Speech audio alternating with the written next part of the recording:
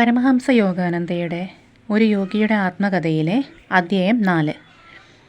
തടസ്സപ്പെട്ട എൻ്റെ ഹിമാലയ പലായനം. എന്തെങ്കിലും ഒഴിവുകഴിവ് പറഞ്ഞ് നിൻ്റെ ക്ലാസ് മുറി വിട്ടുപോയി ഒരു കുതിരവണ്ടി വിളിക്കുക. ഇടവഴിയിൽ എൻ്റെ വീട്ടിലെ ആരും കാണാത്ത ഒരു സ്ഥലത്ത് വന്ന് നിൽക്കുക. എൻ്റെ കൂടെ ഹിമാലയത്തിലേക്ക് വരാൻ പരിപാടിയിട്ടിരുന്ന എൻ്റെ ഹൈസ്കൂൾ സുഹൃത്ത് അമർ മിത്തറിന് ഞാൻ നൽകിയ അവസാന നിർദ്ദേശങ്ങളായിരുന്നു ഇവ. അടുത്ത ദിവസമാണ് ഒളിച്ചോട്ടത്തിന് ഞങ്ങൾ തിരഞ്ഞെടുത്തിരുന്നത്. എൻ്റെ ജ്യേഷ്ഠൻ അനന്തത ജാഗ്രതയോടെ എന്നെ നിരീക്ഷിച്ചു കൊണ്ടിരുന്നതിനാൽ മുൻകരുതലുകൾ വേണ്ടിയിരുന്നു. എൻ്റെ മനസ്സിൽ മുന്നിട്ട് നിന്നിരുന്നു എന്ന് അദ്ദേഹം സംശയിച്ചിരുന്ന എൻ്റെ രക്ഷപ്പെടൽ പദ്ധതികൾ തകർക്കാൻ ജ്യേഷ്ഠൻ തീരുമാനിച്ചുറപ്പിച്ചിരുന്നു. മാന്ത്രിക ഏലസ് ഒരു ആത്മീയ ഉൽപ്രേരകം പോലെ എൻ്റെ ഉള്ളിൽ നിശബ്ദമായി പ്രവർത്തിക്കുന്നുണ്ടായിരുന്നു. എൻ്റെ ദർശനങ്ങളിൽ പലപ്പോഴും പ്രത്യക്ഷനായ എൻ്റെ ഗുരുവിനെ മഞ്ഞുമൂടി ഹിമാലയത്തിൽ കണ്ടെത്താമെന്ന് ഞാൻ ആശിച്ചു. കൊൽക്കത്തയിലേക്ക് അച്ഛന് സ്ഥിരം സ്ഥലമാറ്റം കിട്ടിയതുകൊണ്ട് ഞങ്ങളുടെ കുടുംബം അക്കാലത്ത് അവിടെയാണ് താമസിച്ചിരുന്നത്. ഭാരതീയ പിതൃതായ ക്രമ ആചാരപ്രകാരം അനന്തത തൻ്റെ വധുവിനെ താമസത്തിനായി ഞങ്ങളുടെ വീട്ടിൽ കൊണ്ടുവന്നിരുന്നു. അവിടെ മച്ചിൻപുറത്തുള്ള ഒരു ചെറിയ മുറിയിൽ ഞാൻ ദൈനംദിന ധ്യാനത്തിൽ മുഴുകി എൻ്റെ മനസ്സിനെ ഈശ്വരാന്വേഷണത്തിന് തയ്യാറാക്കി. മറക്കാനാവാത്ത വിധം ആ പ്രഭാതം ദുശകനമായ മഴയോടാണ് വന്നെത്തിയത്. അമറിൻ്റെ വണ്ടിയുടെ ശബ്ദം കേട്ട് ഞാൻ ഒരു കമ്പിളി പുതപ്പും ഒരു ജോഡി പാദരക്ഷയും 2 ഒറ്റമുണ്ടുകളും ഒരു ജപമാലയും ലാഹിരി മഹാശയൻ്റെ ചിത്രവും ഒരു ഭഗവത്ഗീതയും ധൃതിയിൽ പൊതിഞ്ഞുകെട്ടി. ഈ ഭാണ്ഡക്കെട്ട് 3-ാം നിലയിലെ ജനാലയിലൂടെ താഴേക്കെറിഞ്ഞു. ഞാൻ ഗോവണപ്പടികൾ ഓടിയിറങ്ങി. വാതിൽക്കൽ മത്സ്യം വാങ്ങിക്കൊണ്ട് നിന്നിരുന്ന ചെറിയച്ഛനെ കടന്നുപോയി. എന്താ ഇത്ര ആവേശം? അദ്ദേഹം സംശയത്തോടെ എന്നെ അടിമുടി നോക്കി. നേരിട്ടൊരുത്തരം കൊടുക്കാതെ ചിരിച്ചുകൊണ്ട് ഞാൻ ഇടവഴിയിലേക്ക് നടന്നു. എൻ്റെ ഭാണ്ഡം വീണ്ടെടുത്തുകൊണ്ട് ഒരു ഗൂഢാലോചനക്കാരൻ്റെ ജാഗ്രതയോടെ ഞാൻ അമറിൻ്റെ കൂടെ കൂടി. കമ്പോളമായ ചാന്ദിനി ചൗക്കിലേക്ക് വണ്ടി വിട്ടു. ലഘുഭക്ഷണത്തിനായി തന്നിരുന്ന പണം മാസങ്ങളായി ഇംഗ്ലീഷ് വസ്ത്രങ്ങൾ വാങ്ങാൻ ഞങ്ങൾ മാറ്റിവെച്ചിരുന്നു. എൻ്റെ സമർത്ഥനായ ജ്യേഷ്ഠന് ഒരു കുറ്റാന്വേഷണ വിദഗ്ധനെ പോലെ പെരുമാറാൻ നിഷ്പ്രയാസം കഴിയുമെന്ന് അറിയാമായിരുന്നതുകൊണ്ട് യൂറോപ്യൻ വേഷം ധരിച്ച് അദ്ദേഹത്തെ കടത്തിവെട്ടാമെന്ന് ഞങ്ങൾ വിചാരിച്ചു. ജതിൻദ എന്ന് ഞാൻ വിളിച്ചിരുന്ന എൻ്റെ കസിൻ സഹോദരൻ ജതിൻ ഘോഷിന് വേണ്ടി സ്റ്റേഷനിലുള്ള മാർഗ്ഗമധ്യേ ഞങ്ങൾ വണ്ടി നിർത്തി. സമീപകാലത്ത് മാത്രം ഞങ്ങളോടൊപ്പം ചേർന്ന അദ്ദേഹവും ഒരു ഹിമാലയൻ ഗുരുവിൻ്റെ ശിഷ്യത്വം ആഗ്രഹിക്കുകയായിരുന്നു. ഞങ്ങൾ കരുതിയിരുന്ന പുതിയ വേഷം അയാളും ധരിച്ചു. ശരിക്കും വേഷപ്രച്ഛന്നരായെന്ന് ഞങ്ങൾ സമാശ്വസിച്ചു. ആഹ്ലാദത്തിമിർപ്പ് ഞങ്ങളുടെ ഹൃദയത്തെ കൈയടക്കി. ഇനി നമുക്ക് ആകെ വേണ്ടത് ക്യാൻവാസ് ഷൂകൾ മാത്രമാണ്. റബ്ബർ സോളുള്ള ചെരുപ്പുകൾ പ്രദർശിപ്പിച്ചിരുന്ന ഒരു കടയിലേക്ക് എൻ്റെ ചങ്ങാതിമാരെ ഞാൻ നയിച്ചു. മൃഗങ്ങളെ കശാപ്പ് ചെയ്താൽ മാത്രം ലഭിക്കുന്ന തോൽ കൊണ്ടുള്ള സാധനങ്ങൾ ഈ വിശുദ്ധ യാത്രയ്ക്ക് പാടില്ല. ഭഗവത്ഗീതയുടെ തോലുറയും ഇംഗ്ലീഷ് തൊപ്പിയുടെ തോൽവള്ളികളും അഴിച്ചു മാറ്റാൻ ഞാൻ വഴിയിൽ നിന്നു. സ്റ്റേഷനിൽ വെച്ച് ഞങ്ങൾ ബർദ്വാനിലേക്ക് ടിക്കറ്റ് വാങ്ങി. അവിടെ നിന്ന് ഹിമാലയ താഴ്വരയിലെ ഹരിദ്വാറിലേക്ക് വണ്ടി മാറിക്കയറാമെന്ന് ഞങ്ങൾ ഉദ്ദേശിച്ചു. തീവണ്ടിയും ഞങ്ങളെപ്പോലെ ഓടിത്തുടങ്ങിയപ്പോൾ എൻ്റെ ചില മഹത്തായ പ്രതീക്ഷകൾക്ക് ഞാൻ വാക്കുകൾ നൽകി. ഒന്ന് ഓർത്തു നോക്കൂ, ഞാൻ ആവേശത്തോടെ പറഞ്ഞു. ആചാര്യന്മാർ നമുക്ക് ദീക്ഷ തരും. നാം സമാധി അനുഭവിച്ചറിയും. ഹിമാലയത്തിലെ വന്യമൃഗങ്ങൾ മെരുങ്ങി അടുത്തു വരത്തക്കവണ്ണം നമ്മുടെ ശരീരത്തിലൊരു മാസ്മരിക ശക്തി നിറയും. കടുവകൾ ചക്കിപ്പൂച്ചകളെപ്പോലെ നമ്മുടെ ലാളന കാത്തു നിൽക്കും. ആലങ്കാരികമായും ബാഹ്യാർത്ഥത്തിലും മനം മയക്കുന്ന ഒരു സാധ്യത ചിത്രീകരിക്കുന്നു എന്ന് ഞാൻ വിചാരിച്ച ഈ പ്രസ്താവം അമറിൽ ആഹ്ലാദം തുളുമ്പുന്ന ഒരു പുഞ്ചിരി വിടർത്തി. പക്ഷേ ജതിൻദ മുഖം വെട്ടിച്ചുകൊണ്ട് വിരണ്ടെന്ന പോലെ ഓടിയകലുന്ന പ്രകൃതി ദൃശ്യങ്ങളിലേക്ക് ജനാലയിലൂടെ തൻ്റെ നോട്ടം തിരിച്ചുവിട്ടു. പണം 3ആക്കി ഭാഗിക്കാം. ഈ ഒരു നിർദ്ദേശം കൊണ്ട് ജതിൻദ ഒരു നീണ്ട നിശബ്ദത ഭഞ്ജിച്ചു. ഓരോരുത്തരും അവനവൻ്റെ ടിക്കറ്റ് ബർദ്വാനിൽ വെച്ച് വാങ്ങണം. നാം ഒന്നിച്ച് ഓടിപ്പോകുകയാണെന്ന് അപ്പോൾ സ്റ്റേഷനിൽ ആരും വിചാരിക്കുകയില്ല. ഒന്നും സംശയിക്കാതെ ഞാൻ സമ്മതിച്ചു. സന്ധ്യയ്ക്ക് തീവണ്ടി ബർദ്വാനിൽ നിന്നു. ജതിൻദ ടിക്കറ്റ് ഓഫീസിൽ കയറി. അമറും ഞാനും പ്ലാറ്റ്ഫോമിൽ ഇരുന്നു. ഞങ്ങൾ 15 മിനിറ്റ് കാത്തു. അതിനുശേഷം നിഷ്ഫലമായ അന്വേഷണങ്ങൾ നടത്തി. ജതിൻദയുടെ പേരുറക്കെ വിളിച്ചുകൊണ്ട് ഞങ്ങൾ വെപ്രാളത്തോടെ എല്ലായിടത്തും തിരഞ്ഞു. പക്ഷേ അയാൾ ആ ചെറിയ സ്റ്റേഷനെ പൊതിഞ്ഞ അജ്ഞാതമായി ഇരുണ്ട പരിസരത്ത് മറഞ്ഞു കഴിഞ്ഞിരുന്നു. വല്ലാത്ത ഒരു ആഘാതത്തിൽ മരവിച്ച എൻ്റെ സപ്തനാഡികളും ആകെ തളർന്നു. ക്ലേശിപ്പിക്കുന്ന ഇത്തരം ഒരനുഭവം ഈശ്വരൻ അനുവദിച്ചല്ലോ. ഈശ്വരനെ തേടിയുള്ള ശ്രദ്ധാപൂർവം തയ്യാറാക്കിയ എൻ്റെ ആദ്യത്തെ ഒളിച്ചോട്ടത്തിൻ്റെ മധുരോദായക വേള ക്രൂരമായി അലങ്കോലപ്പെട്ടു. അമർ, നമുക്ക് വീട്ടിലേക്ക് മടങ്ങാം. ഒരു കൊച്ചു കുട്ടിയെപ്പോലെ ഞാൻ കരയുകയായിരുന്നു. ജതിന്ദയുടെ ഹൃദയശൂന്യമായ പിരിഞ്ഞുപോക്ക് ഒരു ദുശ്ശകുനമാണ്. ഈ യാത്ര പരാജയപ്പെടുകയേയുള്ളൂ. ഇതാണോ നിന്റെ ഈശ്വരഭക്തി? ഒരു ചതിയനായ കൂട്ടുകാരൻ്റെ ചെറിയൊരു പരീക്ഷണം നിനക്ക് താങ്ങാനാവില്ലേ? ഈശ്വരൻ്റെ പരീക്ഷണം എന്ന അമറിൻ്റെ സൂചനയിൽ എൻ്റെ ഹൃദയം ചാഞ്ചല്യം വെടിഞ്ഞു. ബർദ്വാനിലെ വിശിഷ്ട മധുരപലഹാരങ്ങളായ സീതാഭാഗും മോത്തിച്ചോറും കഴിച്ച് ഞങ്ങൾ ആ ഉന്മേഷം വീണ്ടെടുത്തു. മണിക്കൂറുകൾക്കുള്ളിൽ ഞങ്ങൾ ബറേലി വഴി ഹരിദ്വാറിലേക്ക് വണ്ടി കയറി. അടുത്ത ദിവസം മുഗൾ സാരായിൽ വെച്ച് ട്രെയിനിൽ മാറുവാൻ പ്ലാറ്റ്ഫോമിൽ കാത്തു നിന്നപ്പോൾ ഒരു സുപ്രധാന കാര്യം ഞങ്ങൾ ചർച്ച ചെയ്തു. അമർ, റെയിൽവേ ഉദ്യോഗസ്ഥന്മാർ താമസിയാതെ നമ്മളെ സൂക്ഷ്മമായി ചോദ്യം ചെയ്യാൻ ഇടയുണ്ട്. എൻ്റെ ജ്യേഷ്ഠൻ്റെ ബുദ്ധി വൈഭവം കുറച്ച് കാണരുതല്ലോ. എന്തു വന്നാലും ഞാൻ കള്ളം പറയുകയില്ല. മുകുന്ദ, നീ അനങ്ങാതെ ഒന്ന് വെറുതെ ഇരുന്നാൽ മതി. ഞാൻ സംസാരിക്കുമ്പോൾ ചിരിക്കുകയോ പല്ല് കാണിക്കുകയോ ചെയ്യരുത്. ആ ക്ഷണത്തിൽ ഒരു യൂറോപ്യൻ സ്റ്റേഷൻ ഏജൻറ് എന്നെ സമീപിച്ചു. അദ്ദേഹം നീട്ടിക്കാണിച്ച കമ്പി സന്ദേശത്തിൻ്റെ അർത്ഥം ഉടനെ എനിക്ക് മനസ്സിലായി.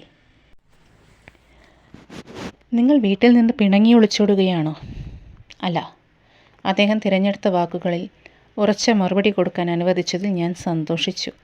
എൻ്റെ അസാധാരണമായ പെരുമാറ്റത്തിന് കാരണം ദേഷ്യമല്ല, അതിദിവ്യമായ ഒരു വിഷാദഭാവമാണെന്ന് എനിക്ക് ബോധ്യമുണ്ടായിരുന്നു. ഉദ്യോഗസ്ഥൻ പിന്നെ അമറിനോട് തിരിഞ്ഞു. തുടർന്നുണ്ടായ ബുദ്ധിപരമായ ദ്വന്ദ്വയുദ്ധം അമരൻ ഉദ്ദേശിച്ച നിസ്സംഗമായ ഗൗരവം പുലർത്തുന്നതിന് എന്നെ തീരെ അനുവദിച്ചില്ല. മൂന്നാമത്തെ പയ്യൻ എവിടെ? തൻ്റെ ശബ്ദത്തിൽ അധികാരത്തിൻ്റെ മുഴുവൻ ധ്വനിയും വരുത്തിക്കൊണ്ട് ഉദ്യോഗസ്ഥൻ ചോദിച്ചു. ഒളിക്കണ്ട, സത്യം പറയൂ. സർ, നിങ്ങൾ കണ്ണട വെച്ചിട്ടുണ്ടല്ലോ. ഞങ്ങൾ 2 പേരേയുള്ളൂ എന്ന് കണ്ടുകൂടെ? അമരൻ കൂസലില്ലാതെ പുഞ്ചിരിച്ചു. ഞാനൊരു മാന്ത്രികനല്ല മൂന്നാമതൊരു കുട്ടിയെ സൃഷ്ടിക്കാൻ. ഈ മര്യാദകേടിൽ വ്യക്തമായും കുഴങ്ങിയ ഉദ്യോഗസ്ഥൻ വേറൊരു സമരമുഖം തേടി. നിന്റെ പേരെന്താണ്? തോമസ് എന്നാണ് എന്നെ വിളിക്കുന്നത്. എൻ്റെ അമ്മ ഇംഗ്ലീഷുകാരിയും അച്ഛൻ മതം മാറിയ ഇന്ത്യൻ ക്രിസ്ത്യാനിയുമാണ്. നിന്റെ കൂട്ടുകാരൻ്റെ പേരെന്താണ്? തോംസൺ എന്നാണ് ഞാൻ അവനെ വിളിക്കുന്നത്. ഇത്രയും ആയപ്പോൾ എൻ്റെ ഉള്ളിലെ ചിരി അടക്കാനാവാത്ത നിലയിലായി. ഞാൻ ഉപചാരമൊന്നും കൂടാതെ വേഗം തീവണ്ടിയിലേക്ക് നീങ്ങി. ദൈവാധീനം കൊണ്ട് വണ്ടി നീങ്ങാൻ ചൂളം വിളിക്കുകയായിരുന്നു. അമർ ഉദ്യോഗസ്ഥനുമായി പിറകെ എത്തി. കഥ വിശ്വസിച്ച അദ്ദേഹം ദയാപൂർവം ഞങ്ങളെ യൂറോപ്യൻ കമ്പാർട്ട്മെൻറ്റിലാക്കി. പാതി ഇംഗ്ലീഷുകാരായ 2 കുട്ടികൾ സ്വദേശികൾക്കുള്ള വിഭാഗത്തിൽ യാത്ര ചെയ്യുന്നത് അദ്ദേഹത്തെ സ്പഷ്ടമായും വേദനിപ്പിച്ചു. അദ്ദേഹത്തിൻ്റെ ഭവ്യമായ വിടവാങ്ങലിന് ശേഷം ഞാൻ സീറ്റിൽ മലർന്നു കിടന്ന് തകർത്തു ചിരിച്ചു.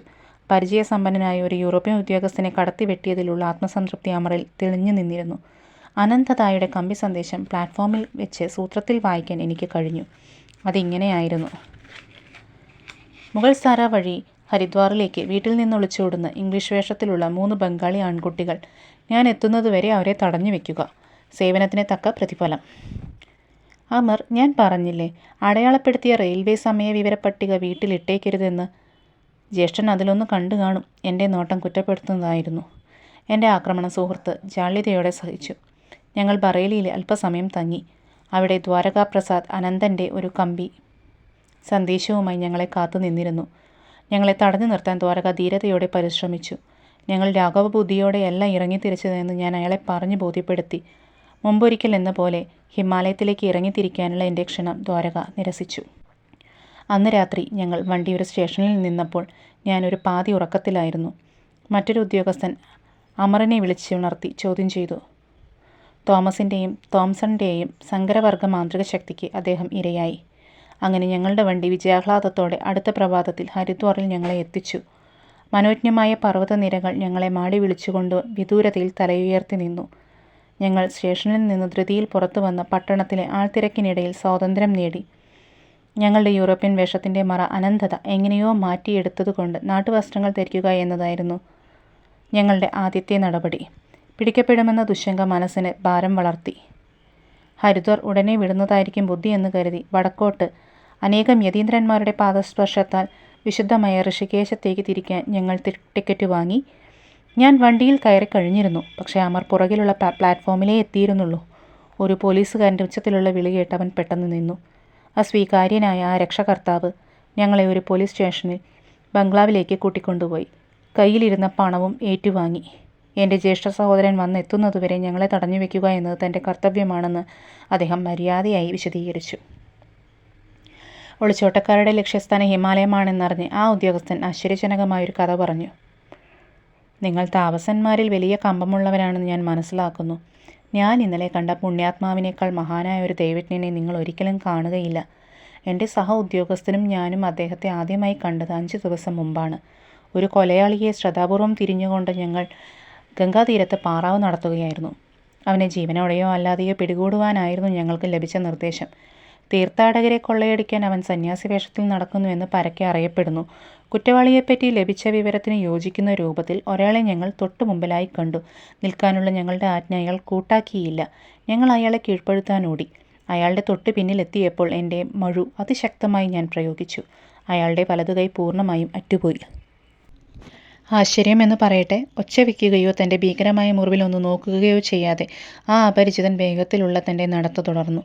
ഞങ്ങൾ അദ്ദേഹത്തിൻ്റെ മുന്നിൽ ചാടി വീണപ്പോൾ അയാൾ ശാന്തമായി പറഞ്ഞു, നിങ്ങൾ അന്വേഷിക്കുന്ന കൊലപ്പുള്ളി ഞാനല്ല. ദിവ്യനായി കാണപ്പെട്ട ഒരു യോഗിയുടെ ശരീരത്തെ വെട്ടിമുറിവേൽപ്പിക്കാൻ ഇടയായതിൽ ഞാൻ നന്നേ വ്യാകുലപ്പെട്ടു. അദ്ദേഹത്തിൻ്റെ മുന്നിൽ ഞാൻ സാഷ്ടാംഗം വീണ് ക്ഷമയാചിച്ചു.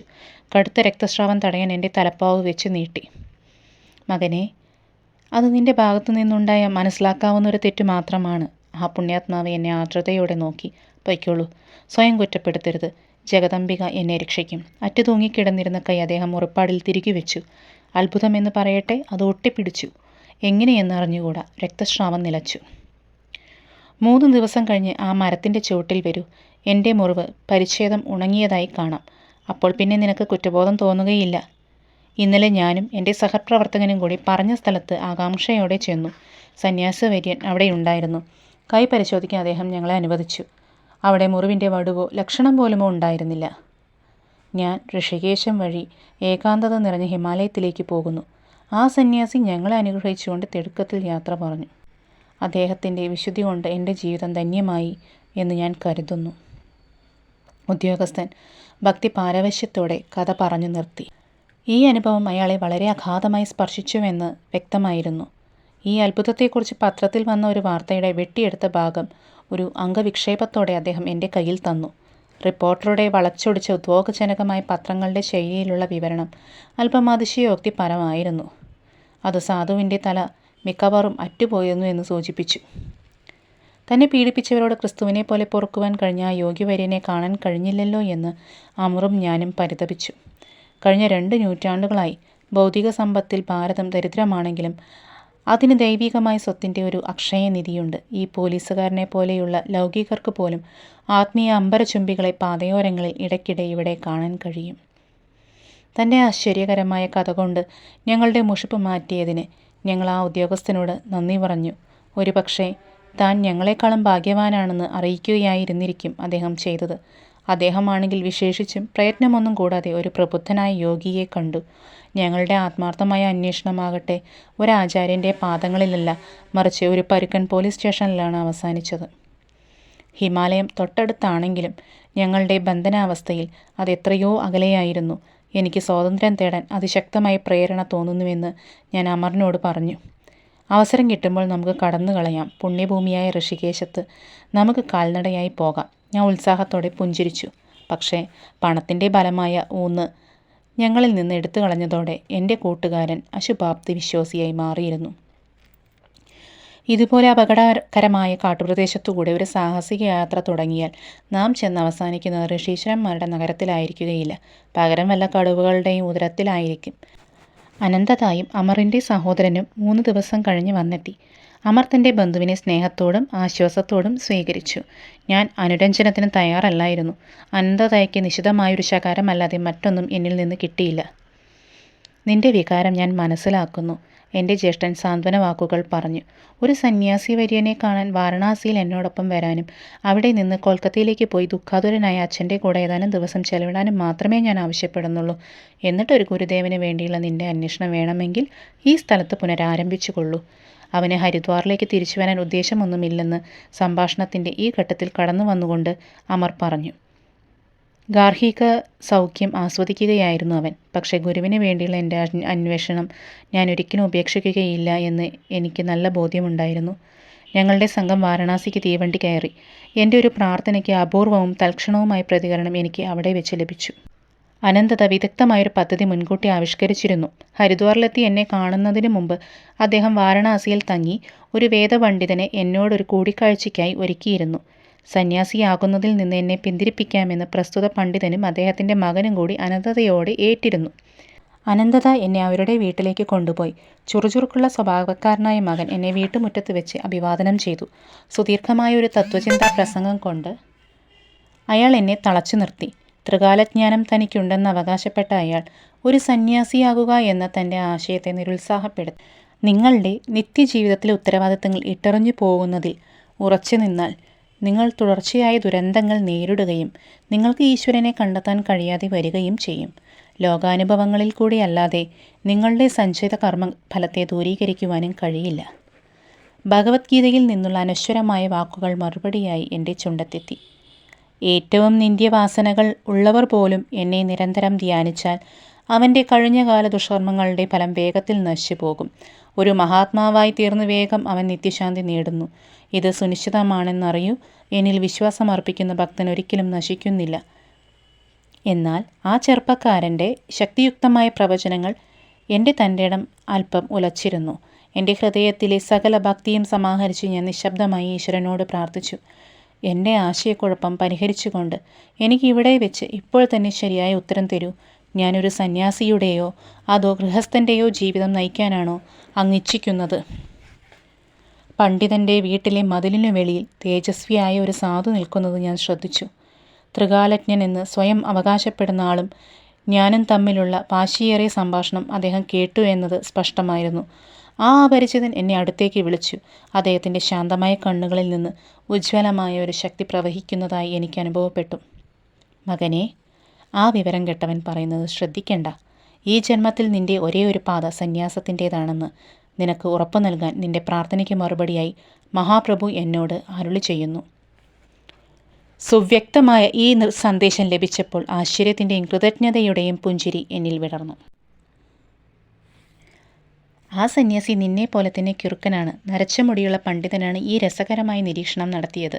അയാളും മകനും എന്നെ മ്ലാനതയോടെ നോക്കി നിന്നു.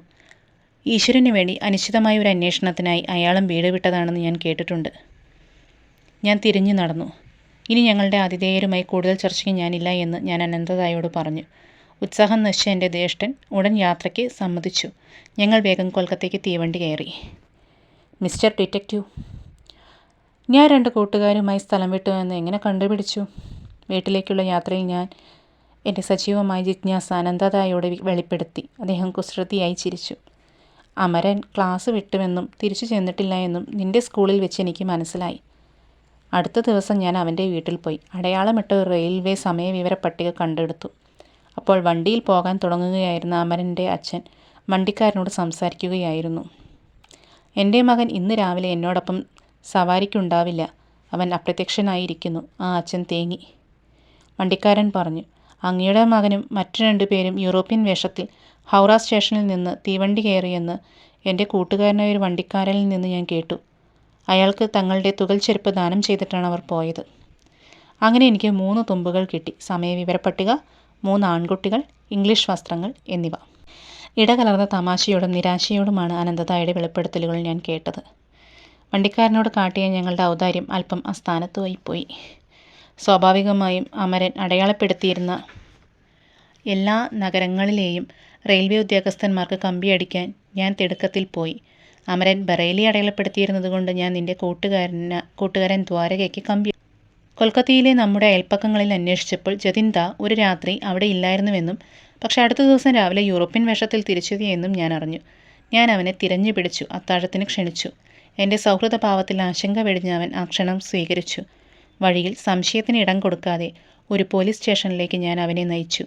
ഞാൻ നേരത്തെ തന്നെ തിരഞ്ഞെടുത്തിരുന്ന കാഴ്ചയിൽ അനേകം പോലീസ് ഉദ്യോഗസ്ഥന്മാർ അവനെ വളഞ്ഞു. അവരുടെ ഭീഷണമായ നോട്ടത്തിൽ ഭയന്ന ജതിൻദ തൻ്റെ ഗൂഢമായ പെരുമാറ്റത്തിൻ്റെ കാരണം വിശദീകരിക്കാമെന്ന് സമ്മതിച്ചു. ഞാൻ ഹിമാലയത്തിലേക്ക് തിരിച്ചത് ഉത്സാഹഭരിതമായ ഒരു ആത്മീയ മനോവൃത്തിയോടെ ആയിരുന്നു, അവൻ വിശദീകരിച്ചു. ആ ജനന്മാരെ കണ്ടെത്താമെന്ന പ്രതീക്ഷയിൽ എന്നിൽ പ്രചോദനം നിറഞ്ഞു. ഹിമാലയൻ ഗുഹാന്തരങ്ങളിൽ നാം ആത്മനിർവൃത്തിയിൽ ഇരിക്കുമ്പോൾ കടുവകൾ മന്ത്രമുക്തരായി വെറും ഇണങ്ങിയ ചക്കിപ്പൂച്ചകളെപ്പോലെ നമുക്ക് ചുറ്റും ഇരിക്കും എന്ന് മുകുന്ദൻ പറഞ്ഞയുടൻ എൻ്റെ ആവേശം തണുത്തുറഞ്ഞു. എൻ്റെ നെറ്റിയിൽ വിയർപ്പുത്തുള്ളികൾ പൊടിഞ്ഞു. പിന്നീട് എന്തുണ്ടാകും ഞാൻ ആലോചിച്ചു. ഞങ്ങളുടെ ആത്മീയ പ്രഭാവത്താൽ കടുവകളുടെ ദുഷ്ടസ്വഭാവം മാറുന്നില്ലെങ്കിൽ അവ ഞങ്ങളോട് വീട്ടുപൂച്ചകളുടെ സ്നേഹത്തോടെ പെരുമാറുമോ? എൻ്റെ മനസ്സിലെ കണ്ണിൽ ഞാൻ എന്നെ തന്നെ ഏതോ കടുവയുടെ വയറ്റിൽ നിർബന്ധമായി എത്തുന്ന അന്തേവാസിയായി കണ്ടു. അവിടെ പ്രവേശിക്കുന്നതോ ഒന്നായ ശരീരത്തോടെയല്ല, പിന്നെ അതിൻ്റെ വ്യത്യസ്ത ഭാഗങ്ങളുടെ പല കഷ്ണങ്ങളായിട്ട്. ജതിന്തായുടെ അന്തർധാനത്തിൽ എനിക്കുണ്ടായിരുന്ന ദേഷ്യം പൊട്ടിച്ചിരിയിൽ ആവിയായിപ്പോയി. തീവണ്ടിയിൽ വെച്ച് ലഭിച്ച ഈ രസകരമായ വിശദീകരണം അയാൾ എനിക്കുണ്ടാക്കിയ തീവ്രമായ മനപ്രയാസത്തിന് മതിയായ പരിഹാരമായി. എനിക്ക് ഒരല്പം സംതൃപ്തിയുടെ തോന്നലുണ്ടായതായി സമ്മതിക്കണം. പോലീസുമായുള്ള ഒരു ഏറ്റുമുട്ടലിൽ നിന്ന് ജതിന്തായും രക്ഷപ്പെട്ടല്ലോ. അനന്തത, നിങ്ങളൊരു തനി ഡിറ്റക്റ്റീവ് തന്നെ. എൻ്റെ തമാശ നിറഞ്ഞ നോട്ടം അല്പം രോഷം കല്ലാതിരുന്നില്ല. നേരത്തെ വിചാരിച്ചതുപോലെ ചതിക്കണമെന്ന വിചാരമല്ല, ആത്മരക്ഷയെന്ന വിവേകപൂർവമായ ജന്മവാസനയാണ് അയാളെ പ്രേരിപ്പിച്ചത് എന്നതിൽ എനിക്ക് സന്തോഷമുണ്ടെന്ന് ജതിന്തായോട് ഞാനും പറയും. കൊൽക്കത്തയിലെ വീട്ടിലെത്തിയപ്പോൾ ഹൈസ്കൂൾ പഠിത്തം മുഴുമിപ്പിക്കുന്നത് വരെയെങ്കിലും എൻ്റെ ഊരു ചുറ്റുന്ന പാദങ്ങളെ നിയന്ത്രിക്കണമെന്ന് അച്ഛൻ ഉള്ളിൽ തട്ടും വിധം അപേക്ഷിച്ചു. ഞാൻ അവിടെ ഇല്ലായിരുന്നപ്പോൾ അദ്ദേഹം സ്നേഹപൂർവ്വം ഒരു ഗൂഢപദ്ധതി തയ്യാറാക്കിയിരുന്നു. ആത്മജ്ഞാനിയായ സ്വാമി കേവലാനന്ദനെ എൻ്റെ വീട്ടിൽ പതിവായി വരാൻ അദ്ദേഹം ഏർപ്പാട് ചെയ്തു. ഈ പുണ്യാത്മാവ് നിന്റെ സംസ്കൃതം അധ്യാപകനായിരിക്കും, എൻ്റെ അച്ഛൻ ആത്മവിശ്വാസത്തോടെ വെളിപ്പെടുത്തി. പണ്ഡിതനായ ഒരു ദാർശനികനിൽ നിന്നുള്ള പ്രബോധനം കൊണ്ട് എൻ്റെ ആധ്യാത്മിക വാഞ്ഛകളെ തൃപ്തിപ്പെടുത്താമെന്ന് അച്ഛൻ ആശിച്ചു. എന്നാൽ സംഭവിച്ചത് മറിച്ചാണ്. പുതിയ അധ്യാപകൻ ബുദ്ധിപരമായ ശുഷ്കതകൾ വെച്ച് നീട്ടുന്നതിന് പകരം എൻ്റെ ആത്മീയാഭിലാഷങ്ങളെ ഉദ്ദീപിപ്പിക്കുകയാണ് ചെയ്തത്. സ്വാമി കേവലാനന്ദൻ ലാഹിരി മഹാശയൻ്റെ ഒരു ശ്രേഷ്ഠ ശിഷ്യനായിരുന്നുവെന്നത് അച്ഛന് അറിയാമായിരുന്നില്ല. തൻ്റെ ദൈവീകമായ കാന്തശക്തിയുടെ അപ്രതിരോധിത്താൽ നിശബ്ദം തന്നിലേക്ക് ആകർഷിക്കപ്പെട്ട ആയിരക്കണക്കിന് ശിഷ്യന്മാർ ആ അതുല്യ ഗുരുവിന് ഉണ്ടായിരുന്നു. ലാഹിരി മഹാശയൻ കേവലാനന്ദജിയെ പലപ്പോഴും ഋഷിയായി ചിത്രീകരിച്ചിരുന്നു. ഇടതൂർന്ന മുടിച്ചുരുളുകൾ എൻ്റെ അധ്യാപകൻ്റെ സുന്ദരമായ മുഖത്തെ വലയം ചെയ്തിരുന്നു. അദ്ദേഹത്തിൻ്റെ കറുത്ത കണ്ണുകൾ നിഷ്കളങ്കമായിരുന്നു. ഒരു കുഞ്ഞിൻ്റേതുപോലെ സുതാര്യവും അദ്ദേഹത്തിൻ്റെ ശരീരം മെലിഞ്ഞിരുന്നു. അതിൻ്റെ ചലനങ്ങളെല്ലാം ശാന്തവും ശ്രദ്ധാപൂർണവുമായിരുന്നു. സദാ സൗമ്യനും സ്നേഹമയനുമായ അദ്ദേഹം അനന്തതാബോധത്തിൽ നിത്യപ്രതിഷ്ഠനായിരുന്നു. ഒന്നിച്ച് സന്തോഷകരമായി കഴിഞ്ഞ സമയത്തിൻ്റെ അധിക ഭാഗവും ക്രിയാധ്യാനത്തിലാണ് ഞങ്ങൾ ചെലവഴിച്ചത്. സ്വാമി കേവലാനന്ദൻ പുരാതന ശാസ്ത്ര ഗ്രന്ഥങ്ങളിൽ അവഗാഹം നേടിയ പ്രമുഖ പണ്ഡിതനായിരുന്നു. അദ്ദേഹത്തിൻ്റെ പാണ്ഡിത്യത്തിന് അദ്ദേഹത്തിന് ശാസ്ത്രി മഹാശയൻ എന്ന അപരനാമം സമ്പാദിച്ചു കൊടുത്തു. ആ നാമധേയത്തിലാണ് അദ്ദേഹം സാധാരണയായി സംബോധന ചെയ്യപ്പെട്ടിരുന്നത്. എന്നാൽ സംസ്കൃതത്തിൽ എൻ്റെ പാണ്ഡിത്യത്തിൻ്റെ പുരോഗതി എടുത്തു പറയത്തക്കതായിരുന്നില്ല. കിട്ടിയ അവസരങ്ങളിലെല്ലാം ശുഷ്കമായ വ്യാകരണത്തെ ഉപേക്ഷിച്ച് യോഗാശാസ്ത്രത്തെയും ലാഹിരി മഹാശയനെയെപ്പറ്റി സംസാരിക്കാൻ ഞാൻ ശ്രമിച്ചു. ഒരു ദിവസം എൻ്റെ അധ്യാപകൻ ആ ഗുരുവിനോടൊത്തുള്ള തൻ്റെ ജീവിതത്തെപ്പറ്റി ചിലതൊക്കെ പറഞ്ഞ് എന്നെ അനുഗ്രഹിച്ചു. അസുലഭ ഭാഗ്യാതിരേകം കൊണ്ട് ലാഹിരി മഹാശയനോടൊപ്പം 10 വർഷം കഴിയുവാൻ എനിക്ക് സാധിച്ചു. അദ്ദേഹത്തിൻ്റെ വാരണാസിയിലെ വീട് എൻ്റെ രാത്രികാല തീർത്ഥയാത്രകളുടെ ലക്ഷ്യസ്ഥാനമായിരുന്നു. രണ്ടാമത്തെ നിലയിൽ മുൻവശത്തെ കൊച്ചുമുറിയിൽ ഗുരുദേവൻ എപ്പോഴും ഉണ്ടാകും. തടി കൊണ്ടുള്ള ചാരില്ലാത്ത ഒരു പീഠത്തിൽ അദ്ദേഹം പത്മാസനത്തിൽ ഇരിക്കുമ്പോൾ ശിഷ്യന്മാർ മുന്നിൽ അർദ്ധവൃത്താകൃതിയിൽ അദ്ദേഹത്തെ വലയം ചെയ്ത് ഇരുന്നിരുന്നു. അദ്ദേഹത്തിൻ്റെ കണ്ണുകൾ ദിവ്യമായ പരമാനന്ദത്തിൽ നൃത്തമാടി അനന്താനന്ദത്തിൻ്റെ തലങ്ങളിലേക്ക് ഉൾക്കണ്ണിലൂടെ നോക്കിക്കൊണ്ട് അവ എപ്പോഴും പാതി അടഞ്ഞിരിക്കും. അപൂർവമായി അദ്ദേഹം ദീർഘമായി സംസാരിച്ചിരുന്നുള്ളൂ. തൻ്റെ സഹായം ആവശ്യമുള്ള ശിഷ്യനിൽ ഇടയ്ക്കിടെ അവ കേന്ദ്രീകരിക്കും. അപ്പോൾ പ്രകാശത്തിൻ്റെ പ്രവാഹം പോലെ ആശ്വാസവചനങ്ങൾ ഒഴുകുക. ഗുരുദേവൻ ഒന്ന് നോക്കിയാൽ അവാച്യമായ ഒരു ശാന്തി എൻ്റെ ഉള്ളിൽ പൂവണിയും. അനന്തതയുടെ താമരയിൽ നിന്നെന്ന പോലെ അദ്ദേഹത്തിൻ്റെ സുഗന്ധം എന്നിൽ വ്യാപരിക്കും. ദിവസങ്ങളോളം ഒരു വാക്ക് സംസാരിച്ചില്ലെങ്കിൽ പോലും അദ്ദേഹത്തോടൊപ്പം ഉണ്ടായിരിക്കുക എന്നത് എൻ്റെ സത്തയെ സമ്പൂർണ്ണമായും പരിവർത്തനം ചെയ്യുന്ന ഒരനുഭവമായിരുന്നു. എൻ്റെ ഏകാഗ്രതയുടെ പാതയിൽ അദൃശ്യമായ എന്തെങ്കിലും തടസ്സമുണ്ടായാൽ ഞാൻ ഗുരുപാദങ്ങളിൽ ധ്യാനനിരതനാവും. അവിടെ ഏറ്റവും സൂക്ഷ്മതമായ അവസ്ഥകൾ പോലും എളുപ്പത്തിൽ എൻ്റെ പിടിയിൽ ഒതുങ്ങുമായിരുന്നു. അത്തരത്തിലുള്ള ജ്ഞാനദർശനങ്ങൾ കുറെ കൂടി എളിയ ആചാര്യന്മാരുടെ സന്നിധിയിൽ എനിക്ക് അപ്രാപ്യമായിരുന്നു. എല്ലാ ശിഷ്യന്മാർക്കും ഭക്തിയിലൂടെ പ്രവേശിക്കാവുന്ന രഹസ്യവാതിലുകൾ തുറന്നിട്ടിരുന്ന ഈശ്വരൻ്റെ ജീവൻ തുടിക്കുന്ന ഒരു ദേവാലയമായിരുന്നു ഗുരുദേവൻ. ലാഹിരി മഹാശയൻ ഗ്രന്ഥങ്ങളെ ആശ്രയിച്ച് വേദശാസ്ത്രങ്ങൾ വ്യാഖ്യാനിക്കുന്ന ഒരാളായിരുന്നില്ല. ദൈവിക ഗ്രന്ഥശേഖരത്തിൽ അദ്ദേഹം അനായാസമായി നിമഗ്നനായി. അദ്ദേഹത്തിൻ്റെ സർവജ്ഞത്വത്തിൻ്റെ ജലധാരയിൽ നിന്ന് വാക്കുകളുടെ നുരയും പതയും ചിന്തകളുടെ ജലകണങ്ങളും ശക്തിയായി ഒഴുകി. യുഗങ്ങളായി വേദങ്ങളിൽ ഒളിഞ്ഞിരിക്കുന്ന അഗാധമായ ദാർശനിക ജ്ഞാനവിജ്ഞാനം തുടർന്ന് വെളിയിൽ കൊണ്ടുവരുന്നതിനുള്ള മാന്ത്രിക താക്കോൽ അദ്ദേഹത്തിൻ്റെ കൈവശമുണ്ടായിരുന്നു. പുരാതന ഗ്രന്ഥങ്ങളിൽ പറഞ്ഞിരിക്കുന്ന വ്യത്യസ്ത ബോധതലങ്ങൾ വിശദീകരിക്കുവാൻ ആവശ്യപ്പെട്ടാൽ അദ്ദേഹം പുഞ്ചിരിയോടെ സമ്മതിക്കും. ഞാനിപ്പോൾ ആ ബോധതലങ്ങളിൽ കൂടി കടന്നുപോയിട്ട് എന്ത് കാണുന്നുവെന്ന് പറയാം. അങ്ങനെ ഗ്രന്ഥങ്ങൾ മനഃപ്പാഠമാക്കിയിട്ട് സ്വാനുഭവമില്ലാത്ത ആശയങ്ങൾ വിളമ്പുന്ന അധ്യാപകരിൽ നിന്ന് തികച്ചും വിഭിന്നനായിരുന്നു അദ്ദേഹം. നിനക്ക് അർത്ഥം തോന്നുന്ന രീതിയിൽ ഈ വിശുദ്ധ ശ്ലോകങ്ങൾ വ്യാഖ്യാനിക്കൂ. മിതഭാഷിയായ ഗുരുദേവൻ പലപ്പോഴും ഇങ്ങനെ ഒരു നിർദ്ദേശം അടുത്തിരിക്കുന്ന ഒരു ശിഷ്യന് നൽകുമായിരുന്നു. ശരിയായി വ്യാഖ്യാനിക്കാൻ ഞാൻ നിന്റെ ചിന്തകളെ നയിക്കാം. ഈ രീതിയിൽ തൻ്റെ ശിഷ്യന്മാരുടെ അതിവിശദമായ ഭാഷ്യത്തോടു കൂടി ലാഹിരി മഹാശയൻ്റെ ധാരാളം ഉൾക്കാഴ്ചകൾ രേഖപ്പെടുത്താൻ ഇടയായി. ഗുരുദേവൻ അന്ധമായ വിശ്വാസം ഒരിക്കലും ശുപാർശ ചെയ്യില്ല. വാക്കുകൾ പുറന്തോട് മാത്രമാണ്. നിങ്ങളുടെ സ്വന്തം ധ്യാനത്തിലെ ആനന്ദകരമായ സമ്പർക്കത്തിലൂടെ ഈശ്വര സാന്നിധ്യത്തിൽ ഉറച്ച് വിശ്വാസം സമ്പാദിക്കുക, അദ്ദേഹം പറഞ്ഞു. ശിഷ്യരുടെ പ്രശ്നം എന്തുതന്നെയായാലും പരിഹാരമായി ഗുരുദേവൻ ഉപദേശിച്ചത് ക്രിയായോഗമായിരുന്നു. നിങ്ങൾക്ക് മാർഗദർശനം നൽകാൻ ഞാൻ ഈ ശരീരത്തിൽ ഇല്ലാതെയാകുമ്പോഴും ഈ യോഗമാർഗത്തിൻ്റെ ഫലദായകത്വം നഷ്ടപ്പെടുകയില്ല. പ്രചോദനാത്മകമായ പ്രമാണങ്ങൾ പോലെ പുറം ചട്ടയിൽ പൊതിഞ്ഞ് ഫയലിൽ തിരുകി മറയ്ക്കപ്പെടേണ്ടതല്ല ഈ സങ്കേതം. ക്രിയയുടെ ശക്തി അനുഷ്ഠാനങ്ങളിലാണ് ഇരിക്കുന്നത്. ക്രിയയിലൂടെ നിങ്ങളുടെ വിമോചനത്തിൻ്റെ പാതയിൽ നിരന്തരം മുന്നേറുക.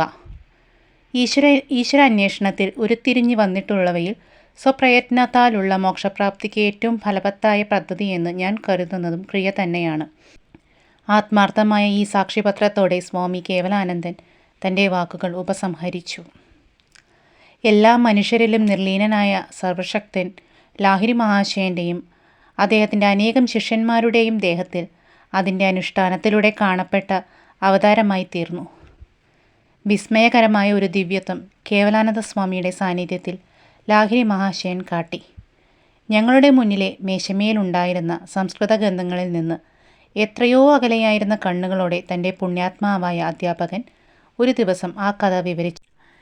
രാമു എന്ന അന്ധനായ ഒരു ശിഷ്യൻ എൻ്റെ അനുകമ്പ ശക്തമായി ഉണർത്തി. ഈശ്വര ചൈതന്യം തന്നിൽ പൂർണ്ണമായി ഉജ്ജ്വലിച്ചു നിൽക്കുന്ന ഞങ്ങളുടെ ഗുരുദേവനെ വിശ്വസ്തയോടെ സേവിക്കുമ്പോൾ അവൻ്റെ കണ്ണുകളിൽ പ്രകാശം വേണ്ടെന്നോ? ഒരു പ്രഭാതത്തിൽ ഞാൻ രാമുവിനോട് സംസാരിക്കാൻ ശ്രമിച്ചു. പക്ഷേ അവൻ പനയോല വിശറികൊണ്ട് ഗുരുദേവനെ മണിക്കൂറുകളോളം ക്ഷമയോടെ വീശിക്കൊണ്ടേയിരുന്നു. ഒടുവിൽ ആ ഭക്തൻ മുറിവിട്ടപ്പോൾ ഞാൻ അവനെ പിന്തുടർന്നു. രാമു, നീ എത്ര കാലമായി അന്ധനായിട്ട്? എൻ്റെ ജനനം മുതൽ പ്രഭോ. സൂര്യനെ കാണുവാനുള്ള ഭാഗ്യം ഒരിക്കലും എൻ്റെ കണ്ണുകൾക്കുണ്ടായിട്ടില്ല.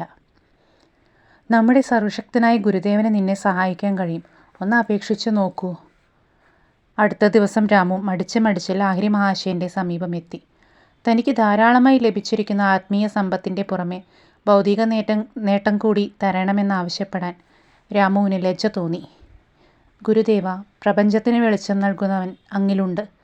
തേജസ് കുറഞ്ഞ സൂര്യപ്രകാശം എനിക്ക് ദർശിക്കത്തക്കവണ്ണം അവൻ്റെ പ്രകാശം എൻ്റെ കണ്ണുകൾക്ക് നൽകാൻ ഞാൻ അങ്ങയോട് പ്രാർത്ഥിക്കുന്നു. രാമു, ആരോ എന്നെ ബുദ്ധിമുട്ടിക്കാനായി തുനിഞ്ഞിരിക്കുകയാണ്. എനിക്ക് രോഗവിമോചന ശക്തിയൊന്നുമില്ല. പ്രഭു, അങ്ങിലുള്ള ഈശ്വരശക്തിക്ക് തീർച്ചയായും രോഗവിമോചനം തരാനാകും. വാസ്തവത്തിൽ അതിന് വ്യത്യാസമുണ്ട് രാമു. ഈശ്വരൻ അതിരുകളില്ല. നക്ഷത്രങ്ങളെയും ശരീരകോശങ്ങളെയും ദുർഗാഹ്യമായ ജീവസ്ഫുലിംഗങ്ങളാൽ ജ്വലിപ്പിക്കുന്ന അദ്ദേഹത്തിന് നിന്റെ കണ്ണുകൾക്ക് കാഴ്ചശക്തിയുടെ പ്രകാശം തരാൻ നിശ്ചയമായും സാധിക്കും. ഗുരുദേവൻ രാമുവിൻ്റെ തിരുനെറ്റിയിൽ തൊട്ടു. നിന്റെ മനസ്സ് അവിടെ ഏകാഗ്രമാക്കൂ. രാമനാമം 7 ദിവസം തുടരെ ജപിക്കൂ. സൂര്യപ്രകാശത്തിൻ്റെ ഉജ്ജ്വല ശോഭ ഒരു പുതിയ പ്രഭാതം നിനക്ക് നൽകും. ഒരാഴ്ചയ്ക്കുള്ളിൽ അത് അങ്ങനെ തന്നെ സംഭവിച്ചു. പ്രകൃതിയുടെ സുന്ദരമുഖം രാമു ആദ്യമായി ദർശിച്ചു. അവൻ്റെ ഇഷ്ടദേവതയായ ശ്രീരാമൻ്റെ തന്നെ നാമം ജപിക്കാൻ സർവജ്ഞനായ ഗുരുദേവൻ പിഴപറ്റാത്ത നിർദ്ദേശം നൽകി. ഗുരുദേവൻ നിത്യമായ രോഗവിമോചനത്തിൻ്റെ ശക്തമായ ബീജങ്ങൾ അങ്കുരിപ്പിച്ചത് ഭക്തി കൊണ്ട് ഉഴുതുമറിച്ച രാമുവിൻ്റെ വിശ്വാസം എന്ന മണ്ണിലായിരുന്നു. കേവലാനന്ദൻ ഒരു നിമിഷം നിശബ്ദനായിരുന്നു. എന്നിട്ട് തൻ്റെ ഗുരുദേവന് വീണ്ടും ഒരു ആദരാഞ്ജലി അർപ്പിച്ചു. ലാഹിരി മഹാശയൻ്റെ ഓരോ അത്ഭുത പ്രവർത്തികളിലും താനാണ് കർത്താവെന്ന അഹങ്കാരം കടന്നു വരാതിരിക്കാൻ അദ്ദേഹം ഒരിക്കലും അനുവദിച്ചിരുന്നില്ല എന്ന് വ്യക്തമായിരുന്നു.